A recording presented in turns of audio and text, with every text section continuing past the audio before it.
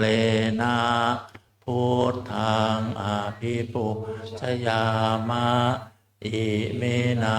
สกาเลนะธัมมังอภิปุชยามะอิมินาสกาเลนะสังฆังอภิปุชยามะอะระหังสัมมาสัมพุทโธภะคะวาพุทธังภะคะวันตังอะภิวาเทมิสวาหาโตภะคะวะโตธัมโมธัมมังนัมมัสสามิสุปฏิปันโนภะคะวะโตสาวกสังโฆสังฆนามามิมะยังพันเตวิสุงวิสุงราคันทายะติสรเนนะสหปัญจศีลานิยาจามะทุติยัมปิมายังพันเตวิสุงวิสุงราคันทายะติสรเนนะสหปัญจศีลานิยาจามะทาติยัมปิมายังพันเตวิสุงวิสุงราคันทายะติสารเนนะสหปัญจศีลานิยาจามะศีลห้าอย่างเดียว ศีลห้า นะโมตัสสะภะคะวะโตอะระหะโตสัมมาสัมพุทธัสสะนะโมตัสสะภะคะวะโตอะระหะโตสัมมาสัมพุทธัสสะนะโมตัสสะภะคะวะโตอะระหะโตสัมมาสัมพุทธัสสะนะโมตัสสะภะคะวะโตอะระหะโตสัมมาสัมพุทธัสสะนะโมตัสสะภะคะวะโตอะระหะโตสัมมาสัมพุทธัสสะนะโมตัสสะภะคะวะโตอะระหะโตสัมมาสัมพุทธัสสะพุทธังสรณังคัจฉามิ พุทธังสรณังคัจฉามิ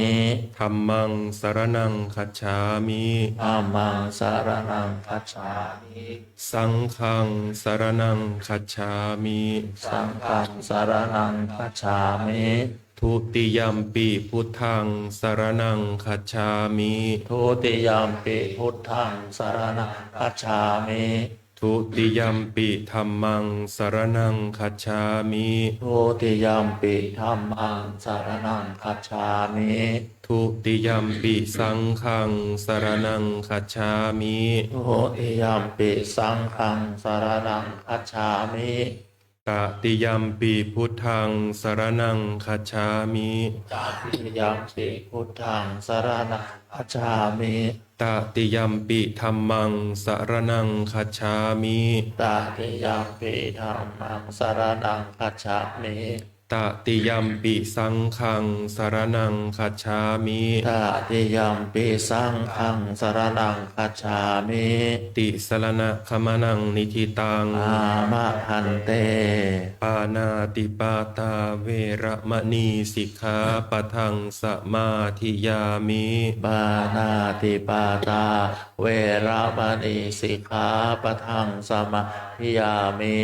อทินนาทานาเวระมณีสิกขาปะทังสมาธิยามิอาทินนาทานาเวระมณีสิกขาปะทังสมาธิยามิกาเมสุมิชฌาจาราเวระมณีสิกขาปะทังสมาธิยามิกาเมสุมิชฌาจาราเวระมณีสิกขาปะทังสมาธิยามิ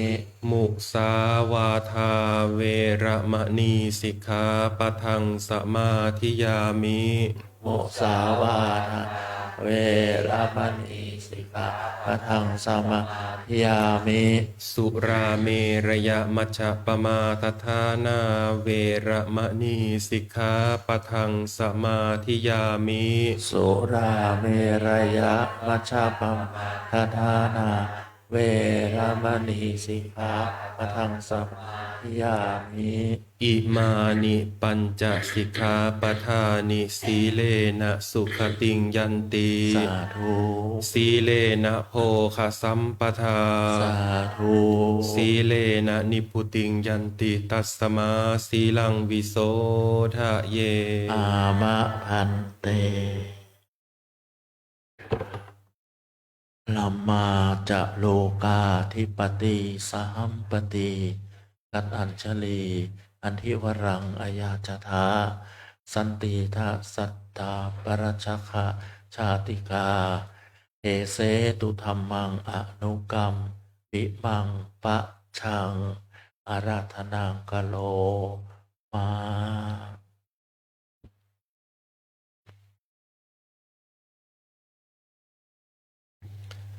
นะโมตัสสะภะคะวะโตอะระหะโตสัมมาสัมพุทธัสสะนะโมตัสสะภะคะวะโตอะระหะโตสัมมาสัมพุทธัสสะนะโมตัสสะภะคะวะโตอะระหะโตสัมมาสัมพุทธัสสะนิมิตตังสาธุรูปานังกตัญญูกตเวทิตาติ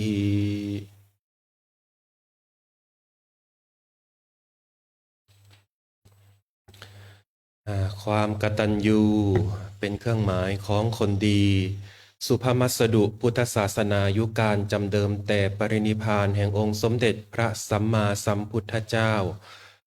พระองค์นั้นบัดนี้ล่วงแล้ว 2,568 พรรษาปัจจุบันสมัย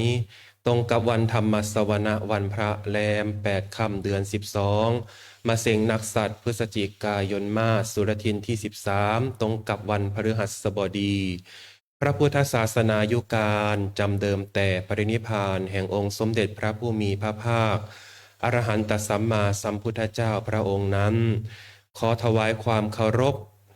เจ้าคุณพระอาจารย์พระภาวนาธรรมาภิรัตน์วิเจ้าคณะอำเภอเมืองเชียงใหม่เจ้าสำนักปฏิบัติธรรมประจำจังหวัดเชียงใหม่แห่งที่2 เจ้าอาวาสวัดร่ำเปิงตะโปธารามผู้เป็นอธิบดีสงฆ์ด้วยความเคารพขอถวายความเคารพพระเถรานุเถระพระมัชฌิมภาวนากะและก็คณะสามเณรเจริญพรคณะท่านพุทธศาสนิกชนตลอดจนถึงแม่ชีโยคีทั้งหลาย บัดนี้อาตมาภาพจะได้รับประทานแสดงพระธรรมเทศนา ในกตัญญูกตเวทิตากถาว่าด้วยความกตัญญูเป็นเครื่องหมายของคนดี เพื่อประคับประคองฉลองศรัทธาประดับปัญญาเสริมบารมี เพิ่มพูนกุศลบุญญาราศีและเพื่ออธิบายขยายจำแนก พระสัทธรรมคำสอนขององค์สมเด็จพระชินวรสัมมาสัมพุทธเจ้า ในกตัญญูกตเวทิตากถาในวิหารลายคำวัดร่ำเปิงตะโปธาราม และท่านพุทธสาธุชน ที่รับฟังทางบ้านทางไลฟ์สดในเพจของวัดร่ำเปิงตะโปธาราม เพื่อนำไปสู่แนวทางการประพฤติปฏิบัติสืบต่อไป ท่านพุทธสาธุชนคนดีทั้งหลาย วันนี้เป็นวันที่ญาติพี่น้องลูกหลานได้มาประชุมกันณสถานที่อันเป็นมงคล วิหารนี้เพื่อที่จะแสดงออกถึงความกตัญญูกตเวทีต่อบูรพชนที่ล่วงลับไปแล้ว มีบิดามารดาเป็นต้น โดยมาระลึกถึงคุณของท่านที่ได้ทำไว้แก่ตนว่า ท่านได้ให้สิ่งนี้แก่เรา ท่านได้ทำสิ่งนี้ไว้แก่เรา ท่านผู้นี้เป็นญาติ ผู้นี้เป็นมิตร ท่านผู้นี้เป็นสหายของเรา และทำบุญอุทิศให้แก่ท่านได้ชื่อว่าได้ทำหน้าที่ของท่านพุทธสาธุชนทั้งหลาย ที่แสดงออกถึงความกตัญญูกตเวทีอย่างสมบูรณ์ประเภทของความกตัญญูกตเวทีตามลักษณะบุญตามลักษณะของบุญคุณท่านจำแนกเป็นดังนี้แบบที่หนึ่งหรือว่าประเภทที่หนึ่งอุปัตติคุณก็คือบุญคุณที่ให้กำเนิดและร่างกายยกตัวอย่างเช่นพ่อแม่ของเรานี่ก็ถือว่าเป็นผู้มีคุณในเรื่องของอุปัตติคุณพ่อแม่ผู้ให้กำเนิดร่างกายของเราทำให้เราได้ลืมตาดูโลกท่านมีคุณมากถ้าท่านไม่มีคุณท่านก็คงทำแท้งเราแล้วอะไรประมาณนี้เนาะแล้วก็ประเภทที่สองอุปถัมภ์คุณบุญคุณที่เลี้ยงดูให้ข้าวให้น้ำที่พักที่อาศัยยกตัวอย่างเช่นพ่อแม่คลอดเราออกมาแล้วแต่ว่าท่านไม่ได้เลี้ยงเราเอาเราไปไว้กับปู่ย่าตายายอะไรแบบนี้ก็ถือว่าปู่ย่าตายายของเรานั้นเป็นอุปถัมภ์คุณหรือว่าบุคคลที่เลี้ยงดูให้ข้าวให้น้ำให้ที่พักที่อาศัยของเราแล้วก็ประเภทที่สามอารักขาคุณก็คือบุญคุณที่ปกป้องคุ้มครองจากอันตรายหรือความเดือดร้อนก็ยกตัวอย่างเช่นพ่อแม่ของเราเหมือนกันที่ท่านปกปักรักษาอารักขาเรานะไม่ให้แม้แต่ยุงก็ไม่ให้กัดเราอะไรแบบนี้นะอันตรายก็ไม่ให้เกิดขึ้นกับเราศาสนคุณบุญคุณที่สั่งสอนให้ความรู้และอบรมบ่มนิสัยยกตัวอย่างเช่นพระพุทธศาสนาหรือว่าวัดลำเปิงที่มีบุญคุณในเรื่องของศาสนคุณสั่งสอนอบรมในเรื่องของวิปัสสนาและสติปัฏฐานการแสดงออกถึงความกตัญญูเรามารู้ความหมายของคำว่ากตัญญูกตัญญูแปลว่ารู้คุณการระลึกถึงคุณงามความดีที่ผู้อื่นมีต่อเราและยอมรับว่าตนเองได้รับการช่วยเหลืออันนี้ท่านเรียกว่าเป็นกตัญญูก็คือรู้คุณส่วนคำว่ากตเวทีก็คือการตอบแทนคุณหรือว่าการตอบแทนการแสดงออกในรูปแบบของการกระทำเช่นการดูแลผู้มีพระคุณหรือการช่วยเหลือเกื้อกูลผู้อื่นเราจะดูแลหรือว่าเป็นการตอบแทนอย่างไรยกตัวอย่างเช่นพ่อแม่ของเราเจ็บไข้ได้ป่วยหรือว่าครูบาอาจารย์ของเราเจ็บไข้ได้ป่วยก็ต้องอภิบาลดูแลท่านนะพาท่านไปหาหมอเตรียมอาหารน้ำดื่มยานะในการดูแลรักษาท่านทำความสะอาดปัดกวาดเช็ดถูอะไรแบบนี้นะก็ถือว่าเป็นการตอบแทนบุญคุณของท่านซึ่งวันนี้จะได้พรรณนาถึงคุณของพ่อคุณของแม่ให้ท่านทั้งหลายได้ทราบเพื่อเป็นเครื่องเตือนสติว่าถ้าจะถามว่าในโลกนี้มีใครที่ใกล้ชิดกับเรามากที่สุดถ้าเรียงตามลำดับผู้ที่ใกล้ชิดเรามากที่สุดก็คือพ่อแม่ลองลงมาก็ลูกสามีภรรยาญาติมิตรแบบนี้เพราะฉะนั้นในวันนี้เรามาพูดกันถึงคนที่ใกล้ชิดเรามากที่สุดก็คือพ่อกับแม่เรามาพูดถึงคุณธรรมของพ่อกับแม่เรามาศึกษากันถึงคุณของพ่อแม่ศัพท์ธรรมมีคำร้องเรียกพ่อแม่อยู่4คำก็คือพ่อเรียกว่าชนกบิดาชนกหรือว่าตาเกิดบิดาแปลว่าผู้เลี้ยงดูหมายถึงผู้ชายที่ได้เลี้ยงดูลูกแม่เรียกว่าชนนีหรือว่ามารดาชนนีหรือว่ายายเกิดมารดาหมายถึงผู้หญิงที่ได้เลี้ยงดูคนที่เป็นพ่อเป็นแม่นั้นมีอยู่3ชนิดคือเป็นชนกชนนีด้วยเป็นบิดามารดาด้วยและเป็นทั้งชนกชนนีแต่ไม่เป็นบิดามารดาเป็นมารดาบิดาแต่ไม่ใช่ชนกชนนีเป็นแต่ชนกชนนีแต่ไม่ใช่บิดามารดาจะยกตัวอย่างไรเป็นพ่อเป็นแม่แต่ว่าไม่ได้เลี้ยงดูเรา หรือว่าเป็นบิดามารดาแต่ไม่ใช่ชนกชนนีก็ยกตัวอย่างอาจจะประมาณว่าเช่นปู่ย่าตายายที่ท่านเลี้ยงดูเราแต่ไม่ได้ให้กำเนิดเราอะไรแบบนี้ซึ่งสังคมของเราก็จะเจอแบบนี้นะน้ำใจของพ่อแม่เมื่อหวังจะได้บุตรก็พยายามที่จะให้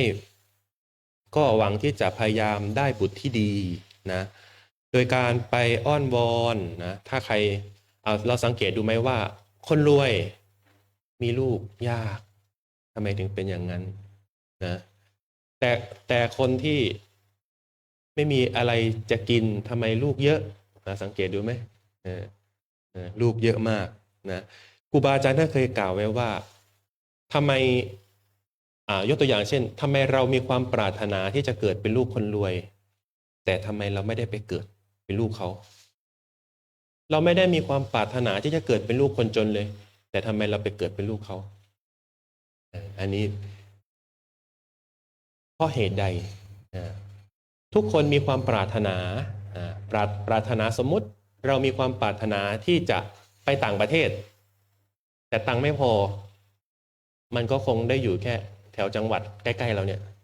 อารมณ์แบบนี้นะแต่สำหรับคนที่เขามีกำลังในที่นี้หมายถึงบุญนะเขาก็สามารถเที่ยวรอบโลกได้เขาสามารถที่จะไปเกิดตรงไหนก็ได้ด้วยอำนาจของบุญของเขานะทั้งแรงอธิษฐานทั้งแรงบุญที่เขาได้สะสมมาเขาก็สามารถที่จะไปเกิดได้เพราะฉะนั้นจึงไม่แปลกว่าทำไมคนรวยถึงไม่ค่อยมีลูกก็เพราะว่าคนที่อยากไปเกิดบุญไม่ถึงเขาก็เลยเกิดไม่ได้นะแต่ความปรารถนาที่เราอยากไปเกิดสมมุติเราปาก้อนหินไปสมมุติเราปาก้อนหินไปคนรวยอยู่นู่นถนนใหญ่หน้าวัดบ้านเขาอยู่ตรงนู้นนะแต่คนจนอยู่แถวประตูวัดเนี่ยกำลังของเราในการปาก้อนหินก็แค่หน้าประตูวัดนี่เพราะว่าเราไม่มีกำลังที่จะปาก้อนหินไปไกลถึงถนนใหญ่หน้าวัดอารมณ์ประมาณนั้นนะอันนี้ก็เป็นเหตุผลหนึ่งที่ทำให้คนจนมีลูกเยอะนะน้ำใจของพ่อแม่นั้นนะพ่อแม่นั้นเมื่อหวังจะได้บุตรก็พยายามที่จะได้บุตรที่ดีนะถึงแม้ว่าจะได้บุตรแล้วก็มีความปรารถนาแม้แต่คนดีแม้แต่คนไม่ดีนะ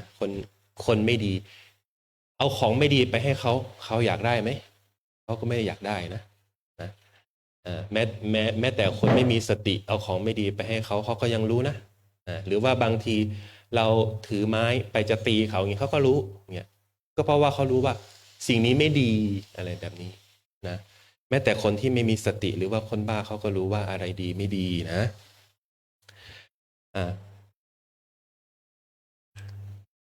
การพยายามที่จะทำให้ได้บุตรที่ดีนั้นนะก็ต้องมีการอบรมสั่งสอนนะฝึกหลายๆด้านนะพ่อแม่ของเราเนี่ยฝึกให้เราพูดดีนะฝึกให้เราทำดีนะแต่พอเราเข้าสู่โรงเรียนระดับประถมคุณครูก็สอนดีนะเพื่อนบางคนก็อาจจะสอนดีนะแต่ส่วนมากก็อาจจะสอนไม่ดีสิ่งไหนที่ไม่ดีทำไมเราเรียนรู้ได้เร็วก็เพราะว่าข้างในเรามันยังไม่ดีเราสังเกตดูไหมว่าความโกรธเกิดขึ้นพระอาจารย์ดร.วัชรินทร์ท่านบอกว่าถ้าความโกรธเกิดขึ้นที่ใครคนนั้นบาปทั้งที่ความโกรธนั้นเราไม่ได้เป็นคนก่อแต่พอความโกรธนั้นมันเกิดที่ใจเราปุ๊บเราบาปทันทีบาปเพราะเหตุใดก็เพราะว่าความโกรธนี้มันมาเบียดเบียนจิตของเราแล้วเบียดเบียนจิตของเราแล้วความโกรธมันมาจากอะไรข้างในของเราเนี่ยมันมีเชื้อของความโกรธอยู่มันมีเชื้อแห่งความโกรธอยู่ความโกรธจะเกิดขึ้นในกรณีที่ไม่พึงพอใจความโกรธก็จะเกิดขึ้น พอความโกรธเกิดขึ้นปุ๊บเราโทษใครโทษเขาคนนั้นที่ทำให้เราโกรธโทษลูกใช่ไหมโทษลูกทำให้เราโกรธโทษสามีสามีทำให้เราโกรธโทษภรรยาว่าภรรยาทำให้เราโกรธแต่ไม่เคยโทษตัวเองไม่เคยโทษตัวเองเลยโทษทุกอย่างแม้แต่ไปขอพรหลวงพ่อทันใจหรือว่าไปขอพรสิ่งศักดิ์สิทธิ์ถ้าไม่สมหวังก็โทษสิ่งศักดิ์สิทธิ์เหล่านั้นทั้งที่ท่านอยู่ของท่านเฉยๆแต่เราไปขอแล้วไม่ได้สมใจปรารถนาก็โกรธเกิดขึ้นใช่ไหมเนี่ยแสดงว่าความโกรธอยู่ที่ใครความโกรธอยู่ที่เราใช่ไหมความโกรธไม่ได้อยู่ที่สิ่งอื่นนะสิ่งอื่นยอมรับว่าเป็นเหตุเป็นปัจจัยนะเปรียบเสมือน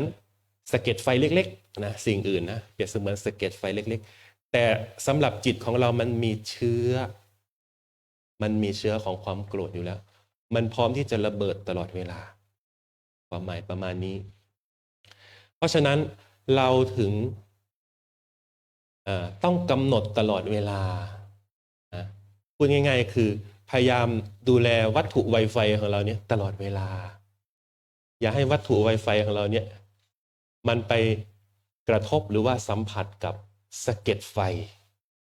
ที่มันมาจากทุกทิศนะสะเก็ดไฟมันมาจากที่ไหนบ้างที่มันจะเข้าสู่จิตของเราตาหูจมูกลิ้นกายรวมถึงความคิดด้วยอันนี้คือสะเก็ดไฟที่มันจะทำให้ระเบิดขึ้นนะกลายเป็นความโกรธเผาลนหัวอกของเราความหมายประมาณนั้นนะย้อนมาถึงเรามาฟังบทกลอนที่เขาได้แต่งไว้เนาะว่าคุณของบิดามารดานะเมื่อบิดามารดาหวังบุตรสุดประเสริฐให้มาเกิดในคันทันประสงค์ย่อมบวงสรวงเทวฤทธิ์จิตจำนงขอให้ส่งเทพเจ้ามาเข้าคันแม่ทราบชัดบัดนี้มีคันจิตผ่องแผ้วปรีเปรมเกษมสันต์บำรุงกายให้สดชื่นทุกคืนวันถนอมขวัญบุตรในท้องประคองมาครั้นใกล้วันคันแก่แม่จะคลอด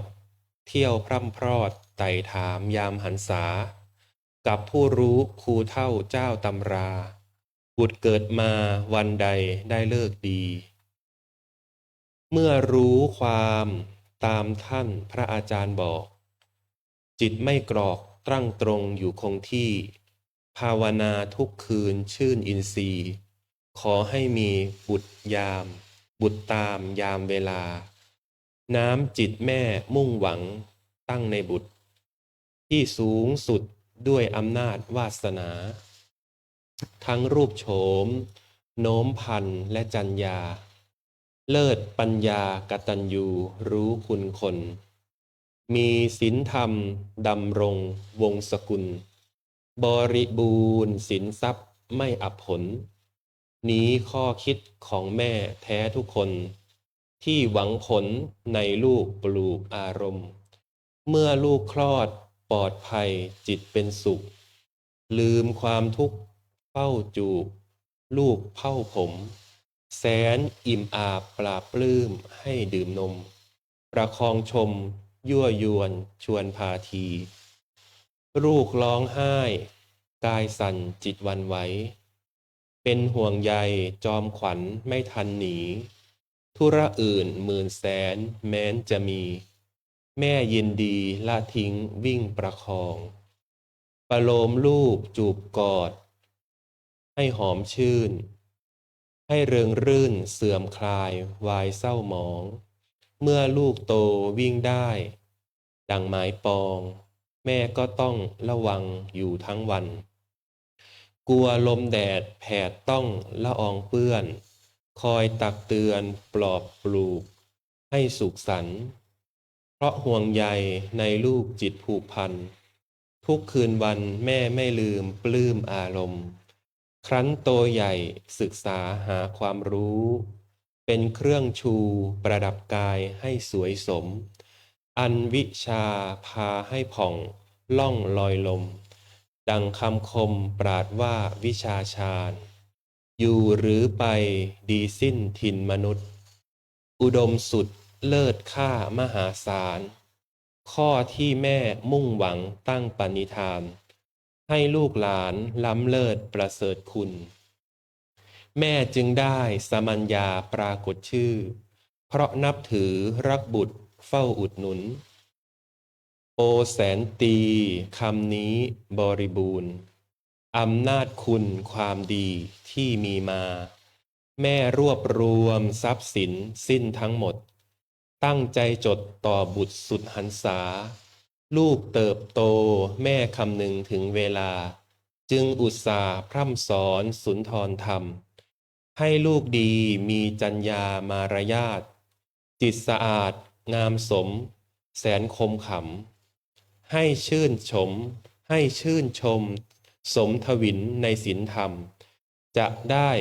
บำรุงตัวไปชั่วการ เมื่อลูกไปไกลตาเวลาค่ำแม่ก็พร่ำพรอดเพ้อละเมอขาน พอลูกกลับขยับท่าว่าเดือดดาลมีอาการดังว่าจะฆ่าตี ไปไหนมาลูกชั่วมัวแต่เล่น เช้าจดเย็นแม่นั่งมองจ้องวิถี ลูกอะไรไม่ยากได้ตายเสียทีทำท่าทีโกรธโกรยเสียงโวยวายอันความจริงแม่รักใคร่ในสายเลือด ถึงจะเดือดเป็นเปลวก็เร็วหาย พอลูกอ้อนวอนแม่จ๋าลูกไม่สบาย อย่าโวยวายทำโทษโกรธลูกเลย ฟังเสียงใสหวั่นไหวใจแม่อ่อน เหมือนทางบอนถูกไฟลนไม่ทนเฉย เพราะใจปักรักลูกผูกชมเชย จึงเอ่ยวาจาท่าประโลม แม่ไม่รู้ขู่ลูกเพราะผูกรัก โอ้บุญหนักอย่าเศร้าเจ้างามโฉม ทั้งแดนดินถิ่นมนุษย์สุดพโยม ใครจะโทมแม่ไม่หวั่นเหมือนขวัญใจ อย่าเศร้าส้อยน้อยจิตคิดให้ถูก แม่จะปลูกโกรธขึ่งไปถึงไหน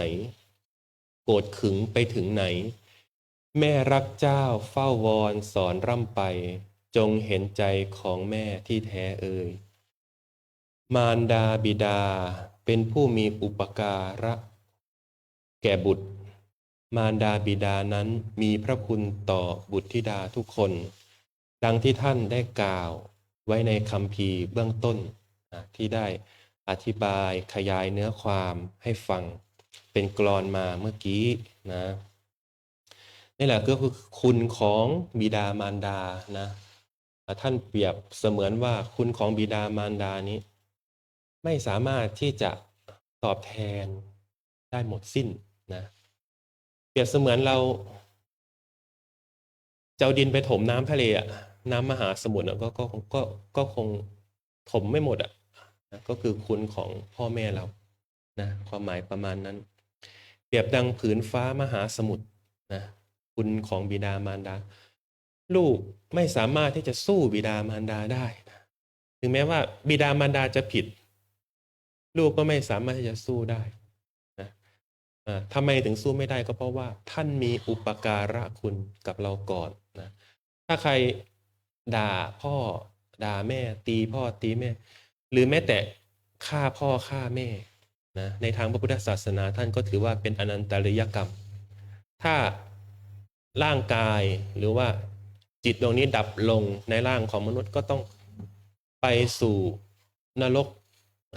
ขุมที่ลึกสุดก่อนนะบุญที่เราเคยทำบุญทอดผ้าป่ากฐินไม่ต้องไปพูดถึงเรื่องนั้นนะต้องไปนรกก่อนนะ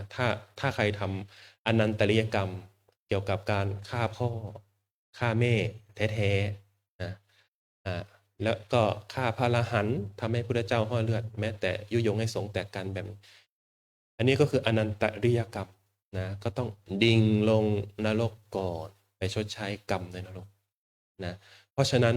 ลูกนะสู้พ่อสู้แม่ไม่ได้หรอกถึงแม้ว่าเราจะถูกเราก็ต้องยอมนะยอมท่านอ่าดังอุเทศนะสนาว่านิมิตตังสาธุรูปานังกตัญญูกตเวทิตาว่าด้วยความกตัญญูนะเป็นเครื่องหมายของคนดี ดังแสดงพระธรรมเทศนาปริโยสาเนในอวสานการที่สุดนะแห่งพระธรรมเทศนาด้วยอานุภาพแห่งคุณพระศรีรัตนตรัยนะและสิ่งศักดิ์สิทธิ์ในวัดร่ำเปิงตะโพธารามตลอดจนสิ่งศักดิ์สิทธิ์ในสากลโลกตลอดจนถึงบารมีธรรมของพ่อแม่ครูอาจารย์พระภาวนาธรรมาพิรัตบารมีธรรมของพ่อแม่ครูอาจารย์หลวงปู่ทองสิริมังคโล ขอจงอภิบาลปกปักรักษาอวยพรให้พวกท่านทั้งหลายจงเจริญด้วยอายุวันนะสุขภละปฏิภาณธนาสารสมบัติรูปสมบัติทรัพย์สมบัติบริวารสมบัตินะจงมีในทุกภพทุกชาติทุกภพทุกภูมิปรารถนาสิ่งใดอันประกอบไปด้วยกุศลขอให้สมความมุ่งมา่ปรารถนาทุกประการด้วยเถิด อันธรรมยังสาธุกลังกะโลมะเสสาธุสาธุสาธุวันนี้เป็นคิวของคุณภาวินีมาแล้วครับเนาะมาเป็นอย่างเดี๋ยวเชิญท่านสุภาพบุรุษสุภาพสตรีสักท่านจะพอมั่ง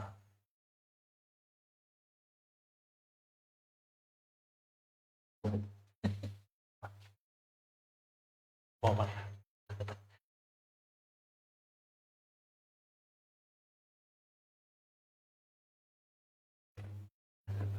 รับขอบคุณครับ